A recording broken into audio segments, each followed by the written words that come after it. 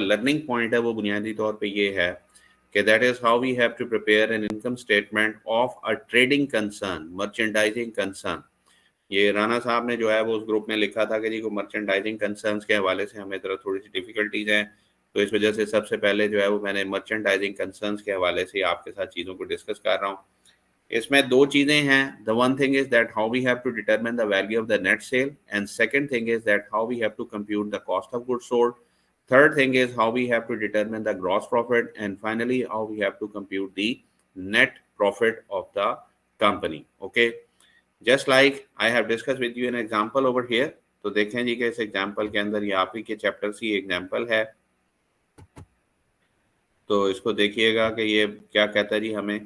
इसमें देखें सेल्स हैं, ठीक है, तो हमारे पास जो है the value of sale is given. तो आपने एक बात याद रखनी है कि there are only two element that we can subtract it out of sale in order to determine its net, you can say that the value of the net sales. अब यहाँ पे हमारे पास जो चीजें हम सेल्स में से माइनस कर रहे हैं वो क्या है, that is sales minus sales discount and sales return and allowances, ठीक है। इसके अलावा मैं आप लोगों के साथ एक कॉन्सेप्ट क्लास में डिस्कस कर चुका हूँ, that is the concept of sales discount forfeited, sales discount forfeited, ठीक है। वो जो सेल्स डिस्काउंट फॉरफिटेड है, अगर आपको कहीं ट्रायल बैलेंस के अंदर दिया गया हो तो you do not have to subtract it over here. यहाँ पे सिर्फ दो चीजों में ही माइनस होना है, one is your sales discount and second is your sales return and allowance. तीसरी किसी चीज ने माइनस नहीं होना। तो जिस वक्त एग्जाम आता है ना, आप बेहोश हो जाते हैं, परेशान हो जाते हैं, कहता है लगता है सेल डिस्काउंट फॉरफिटेड भी।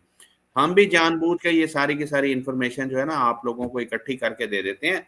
उसमें लिखा होता है सेल रिटर्न भी लिखा होता है, सेल डिस्काउंट भी लिखा होता है, सेल डिस्काउंट फॉरफिटेड भी लिखा होता है।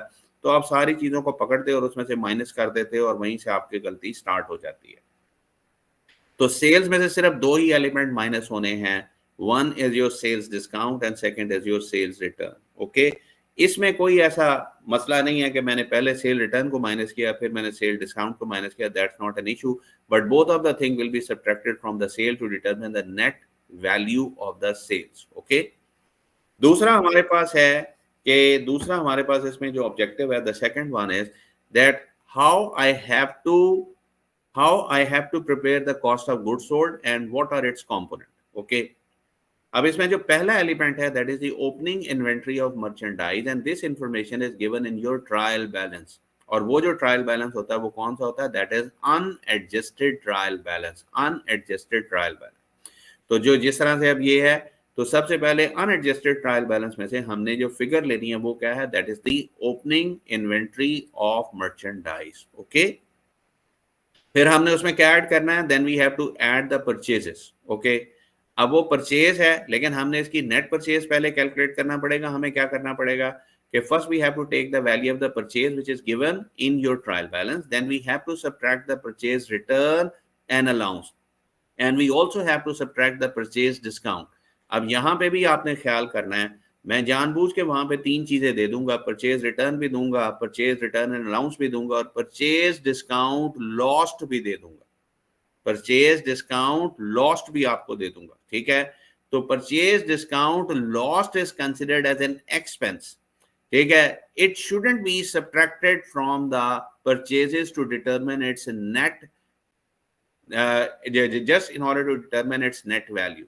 तो जिस तरह से हमने सेल डिस्काउंट फॉरफिटेड को सेल्स में से माइनस नहीं किया था, इसी तरह से परचेज डिस्काउंट लॉस्ट को परचेजेस में से माइनस नहीं करेंगे, they will be reported separately at the and. Okay, तो इसमें से अब हमने क्या करना है, परचेजेस हैं, परचेज में से परचेज डिस्काउंट और परचेज रिटर्न को, ये इसीलिए मैंने एग्जांपल डिस्कस किया कि जो इसके अंदर चीजें ना, इस फॉर्मेट को अच्छी तरह से प्रिपेयर कर लो। अब हमने उसमें क्या ऐड करना है, अब यहाँ पे फिर इम्पिग्रिटी है। अब यहाँ पे हमने इसमें जो ऐड करना होता है that is transportation charges. Why? Because we want to compute the delivered cost of purchases, because we want to compute the value of the delivered cost of purchases. अब वहां पे दो किस्म के चार्जेस आपको दिए गए होंगे क्वेश्चन में, transportation in as well as transportation out. Remember that we only have to add the value of transportation in, freight in, carriage in as the part of the cost of purchases. Why? Because we are going to buy the goods and the goods are entered in your business. Okay, ये जो out वाला होता है, this is a selling expense, this is a selling expense. This transportation out will not be added as a part of the cost of purchases. ठीक है, transportation out will not be added as a part of the cost of purchases. ठीक है, only we have to add the value of all expenditure with which the word in is used. तो हमने यहाँ पे transport इन को जो है इसमें ऐड कर दिया है, तो हमारे पास आ गया डिलीवर्ड कॉस्ट ऑफ परचेजेस। अब ये जो डिलीवर्ड कॉस्ट ऑफ परचेजेस है, इसकी वैल्यू को हमने ऐड करना है विद योर ओपनिंग इन्वेंट्री।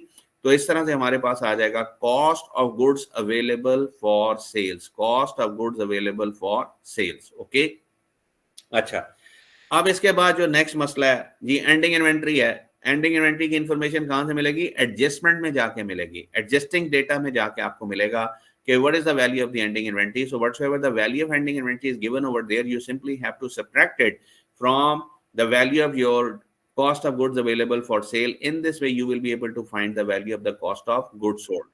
ठीक है, मैंने क्लास में आप लोगों के साथ डिस्कस किया था, मैंने कहा था कि we are having a two inventory systems, one is referred as periodic and other is referred as perpetual. Okay, तो ये periodic और perpetual के अंदर क्या फर्क था कि हम periodic inventory system में क्या करते हैं, that we are going to maintain the inventory account by the end of every period. Okay, however in perpetual inventory system we are continuously updating the value of the inventory, that is why we are going to trade the inventory as an asset. लेकिन periodic inventory system के अंदर हम जो चीजें खरीदते हैं हम उसको एक्सपेंस कंसीडर करते हैं। क्यों एक्सपेंस कंसीडर करते हैं? The reason is that we assume that all of the goods to whom we have acquired it will be sold immediately into the market. लेकिन अनफॉर्चुनेटली कुछ ऐसा होता है कि some of the things are still available when you are going to close the books of account.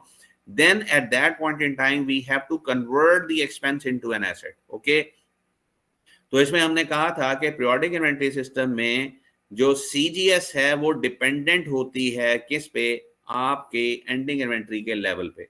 तो हमने cost of goods available for sale में से एंडिंग इन्वेंट्री को माइनस किया, तो उसके बाद जो जवाब आया उसे हमने कहा this is the cost of goods sold. अब हमने इस कॉस्ट ऑफ गुड्स सोल्ड को माइनस कर देना है फ्रॉम योर नेट सेल्स। तो जिस तरह यहाँ पे नेट सेल हमारे पास थी 9,20,000 रुपए, उसमें से कॉस्ट ऑफ गुड्स सोल्ड जो हमारे पास आई पड़ी है वो 6,44,000 है। ठीक है, तो इसमें से माइनस किया 2,76,000 है। यहाँ पर जो कॉस्ट ऑफ गुड्स सोल्ड के कंपोनेंट थे उसमें ओपनिंग इन्वेंट्री हमारी 70,000 की थी, 640 का हमने सामान खरीदा था, 10,000 का सामान पे हमें डिस्काउंट मिला है, 6,000 की रिटर्न की हैं। टोटल डिडक्शन हमारी 16,000 की थी। 640 में से 16 को हमने माइनस किया तो बाकी हमारे पास 624 आया। अब 25,000 के ट्रांसपोर्टेशन के चार्जेस थे, तो डिलीवर्ड कॉस्ट यानी कि ये चीजें जो हमारे घर तक पहुंची इनकी लागत थी 6,49,000। 70,000 का सामान पिछले साल का बचा हुआ था, तो टोटल हमारे पास जो सामान अवेलेबल फॉर सेल है वो 7,19,000 है। अब वो कहते हैं एंडिंग इन्वेंट्री जो सामान इस साल बचा है वो 75,000 का है, तो इसका मतलब है ये वो सामान है जो नहीं बिका। अब जो बिका वो कितने का? 6,44,000 का। इसको आप अपनी नेट सेल में से माइनस कर दें तो you will be able to find the gross profit. Gross profit, ठीक है, this gross profit is the outcome of your trading activity. ठीक है, अब खाली हमने सिर्फ सामान को मार्केट में नहीं बेचा, बल्कि we have incurred some more expenditures as well, just like we are having some operational expenditure. We have paid the salaries to the worker, ठीक है, then we have spent money on advertisement, we have paid the utilities charges, we have charged the depreciation. तो हमारे खर्चे बने 2,14,200, तो हमने subtract किया तो हमारे पास ऑपरेटिंग एक्सपेंस आ गया। ठीक है, अब वो उसके बाद कहता है कि देखें अगर आपके पास कोई आमदनी है, जस्ट लाइक जिस तरह यहाँ पे उसने इस एग्जांपल में डिस्कस किया, we have a rent income.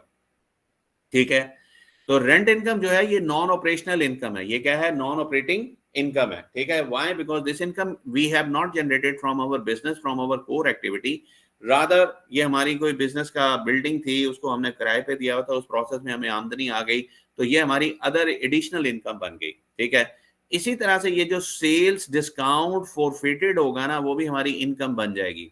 और अगर हमारा परचेज डिस्काउंट लॉस्ट होगा तो वो एक्सपेंस बन जाएगा, और वो एक्सपेंस यहाँ पे माइनस होगा नीचे आके। ठीक है, तो परचेज डिस्काउंट लॉस और सेल डिस्काउंट फॉरफिटेड को ऊपर वाली जगह पे आपने एडजस्ट नहीं करना, वो नीचे हो जाएगा। सेल डिस्काउंट फॉरफिटेड हमारी आमदनी बन जाएगी और परचेज डिस्काउंट लॉस हमारा एक्सपेंस आ जाएगा।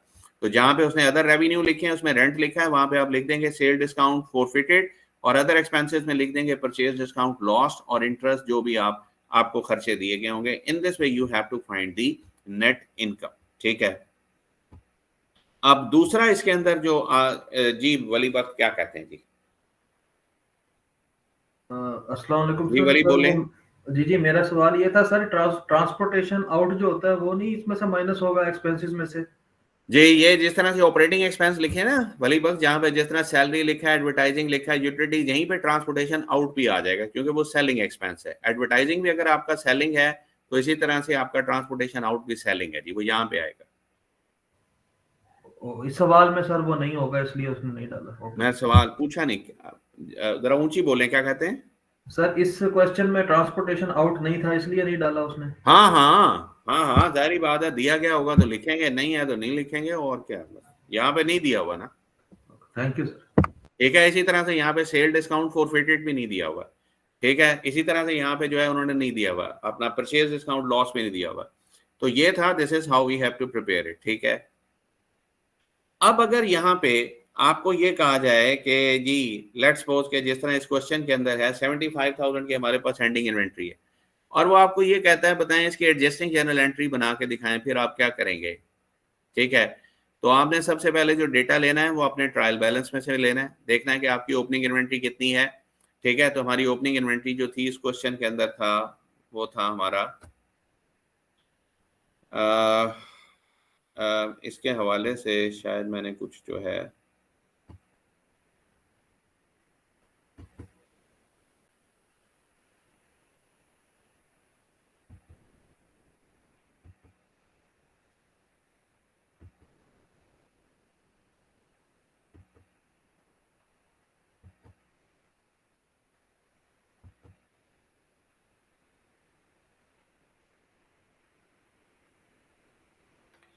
अच्छा, अगर आपको इसके हवाले से कोई एडजस्टिंग एंट्री दे दी जाए तो उस एडजस्टिंग एंट्री को कैसे करेंगे, और ख़ास तौर पे ये जिस तरह से हमारे पास 75,000 रुपीज़ की एंडिंग इन्वेंट्री है, ठीक है। ज़रा थोड़ा सा कॉपी पेंसिल तो खोलें।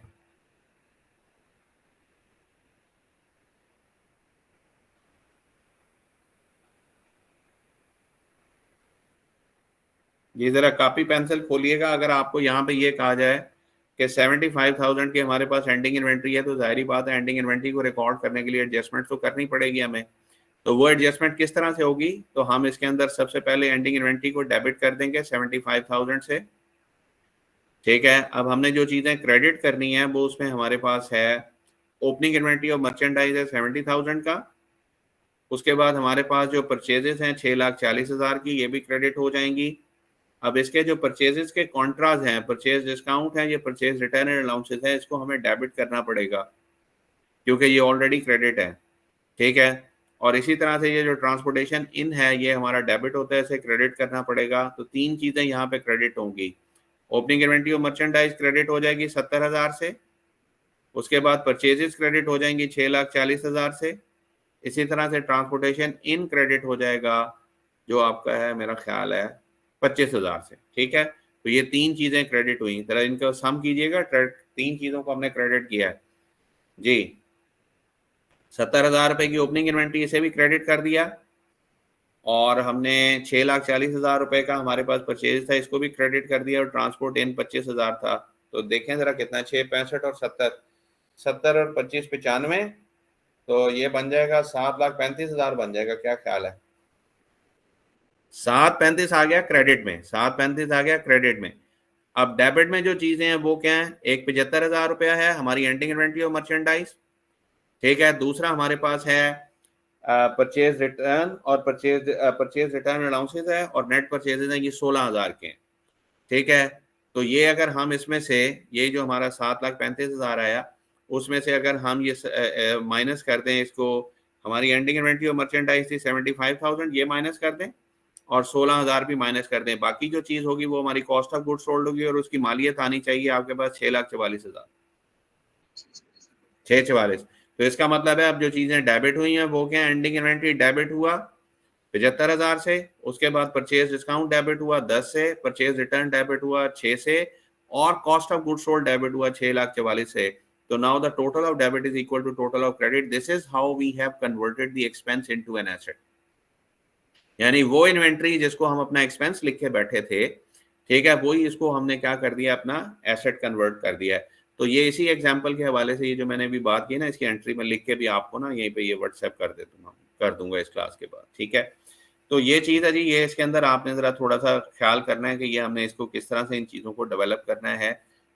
इसके हवाले से इसमें कुछ थोड़े से थे चीज़ें और भी।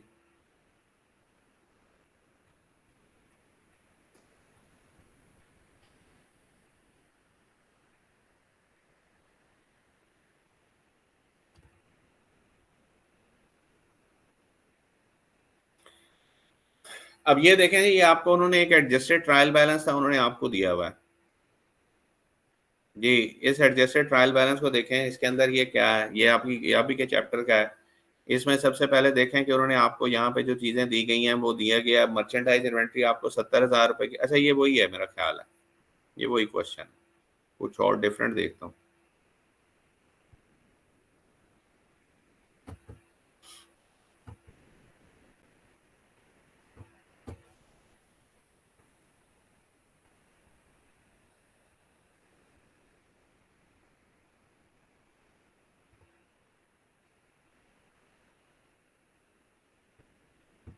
अब ये देखें जी, ये हमारे पास है, we have the that is the unadjusted trial balance of दक्सल कंपनी, ठीक है।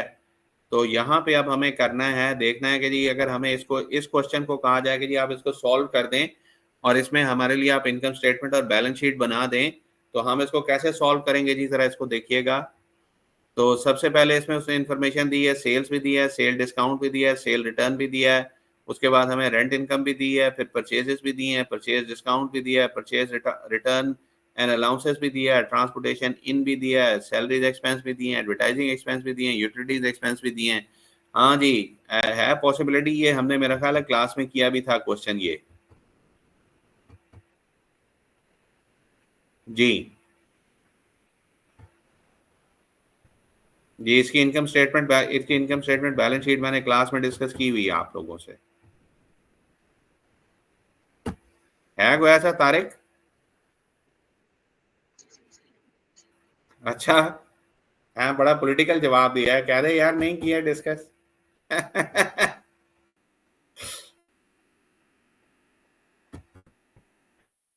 अच्छा, बहरहाल मैंने ये किया है, ये क्वेश्चन किया है 4C5 में, ये मैंने किया हुआ। 4C5 करवाया सर आपने, वो जो भी हाँ हाँ, अभी आप दिखा रहे थे वो बस नहीं ठीक कराया है, आपने। चलो 4C5 हुआ है ना। बेसिकली इसके अंदर वैसे ही चीजें आ रही हैं, जस्ट लाइक जैसे ना सेल्स है, सेल रिटर्न है, सेल डिस्काउंट है, रेंटल इनकम है, परचेजेस हैं, purchase return allowance, purchase discount, transportation इन, ये सारी चीजें, ठीक है। तो जिस पैरामीटर पे हमने इस क्वेश्चन को क्लास में सॉल्व किया था, उसी पैरामीटर पे इसकी प्रैक्टिस करनी है आपने अच्छी तरह से, ठीक है। एडजस्टिंग जर्नल एंट्री की प्रैक्टिस भी करनी है, और इसको, इस क्वेश्चन को, इसको बार बार आपने प्रैक्टिस करना है कि ये मुझे जो है इस किस्म की अगर कोई चीज आ जाए तो how I can solve it. ये क्वेश्चन हमने किया हुआ है क्लास में, इसीलिए सबसे पहले मैंने आपको एग्जांपल कराई है, और ये क्वेश्चन भी हमने सॉल्व किया हुआ है क्लास में इनकम स्टेटमेंट के हवाले से, ओके। अच्छा, दूसरा ये है कि मैंने मर्चेंडाइजिंग कंसर्न्स की जो वर्कशीट है वो आपसे डिस्कस नहीं की हुई। मैंने मर्चेंडाइजिंग कंसर्न की वर्कशीट डिस्कस नहीं की, लेकिन चैप्टर नंबर 3 जो हमारा एडजस्टमेंट से रिलेटेड था, उसमें मैंने वर्कशीट का कॉन्सेप्ट आपके साथ डिस्कस किया हुआ है। बस वो आपने उतना ही उसको डिस्कस करना है जितना कि मैंने आपको कराया हुआ है। उस हवाले से हमारा एक है, ये चैप्टर 3 है, उसका सेक्शन ए है, उसका मेरे ख्याल 3A10, एक सेक्शन ए का लास्ट एक क्वेश्चन है, वो मैंने सॉल्व किया हुआ है इनकम स्टेटमेंट और बैलेंस शीट के हवाले से भी, और प्लस मैंने उसको सॉल्व किया हुआ है with respect to the worksheet. बस उतनी ही उसकी प्रैक्टिस करनी है, उससे ज्यादा प्रैक्टिस नहीं आपने ज्यादा करनी। बाद में खाम में परेशान होते फिर कि ये क्या है, ये क्या है, ये क्या है। सर हाँ ऑब्जेक्टिव कितना मार्क्स का आएगा? जी, वली वक्त क्या कहते हैं? सर ऑब्जेक्टिव कितना मार्क्स का आएगा? वली भाई, लग रहा है नाश्ता नहीं किया यार तू। नहीं, नाश्ता किया सर, वो तो एक फिर आवाज वो। से दे ना यार, तू आवाज नहीं आन रही तेरी यार सानू। सर एमसीक्यूज कितने मार्क्स के आएंगे, या ऑब्जेक्टिव जो भी आप देंगे सर? एमसीक्यूज वही 10 नंबर के होंगे, और क्या एमसीक्यूज ने क्या करना है, एमसीक्यूज में तो बल्कि आपका फायदा है, मेरा नुकसान है। मुझे जो है ना, एक एमसीक्यू मतलब ये, आप ये ना 20 आइटम्स होते हैं, तो जिस वक्त 20 आइटम्स हैं और 40 लोग हैं, इसको जरा मल्टीप्लाई करना, कितने बनते हैं? 80। 800, तो इसका मतलब है आपकी सेवा के लिए 800 आइटम चेक करने पड़ते हैं मुझे। अदरवाइज तो मैं बड़ा आसान सा कोई क्वेश्चन दे के अपनी जान छुड़वा सकता हूँ।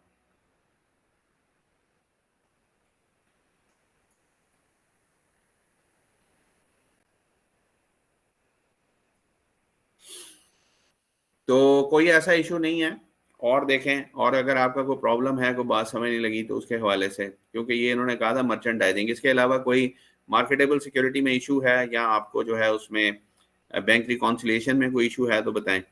एटलीस्ट आपने जो एग्जांपल्स मैंने आपको कराई हैं वो अच्छी तरह से सारी एग्जांपल्स करनी है, किसी एग्जांपल को नहीं छोड़ना, ठीक है।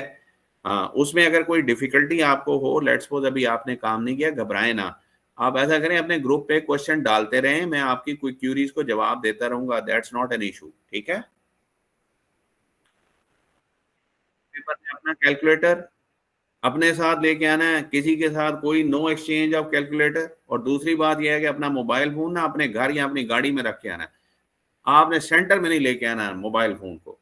क्योंकि अब मोबाइल फोन जो है ना, ये बड़ा ही यानी कि जो है ना, ये थ्रेट एक इसने क्रिएट करना शुरू कर दिया है, लोगों ने बड़े बड़े मामलात करने शुरू कर दिए हैं इससे। तो वो जो है ना, मोबाइल फोन कोई कॉपी दस्ता रजिस्टर कोई नहीं अपने घर अपनी गाड़ी में छोड़ के आना है। किसी चीज को आपने एग्जामिनेशन हॉल में नहीं, एग्जामिनेशन हॉल में सिर्फ एक पेन पेंसिल हो और एक आपका कैलकुलेटर हो और तीसरे आप हो, अल्लाह अल्लाह खैर सल्ला।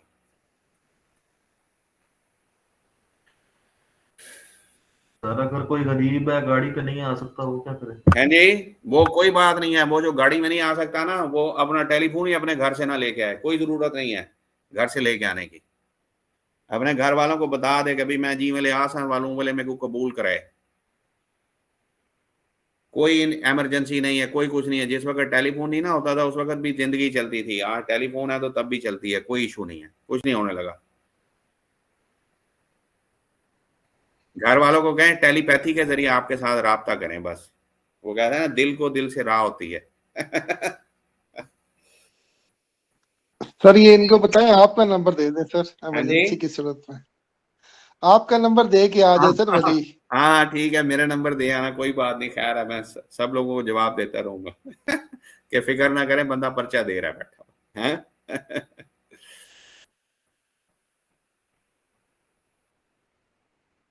बैंक रिकॉन्सिलिएशन को, ठीक है जी, बैंक रिकॉन्सिलिएशन का देख लेते हैं। बैंक रिकॉन्सिलिएशन के हवाले से देख लेते हैं जी। अच्छा जी, बैंक रिकॉन्सिलिएशन।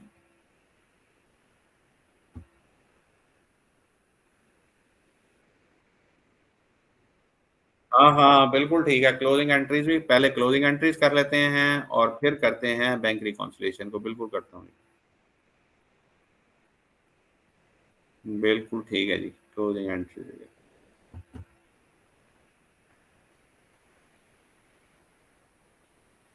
Bank reconciliation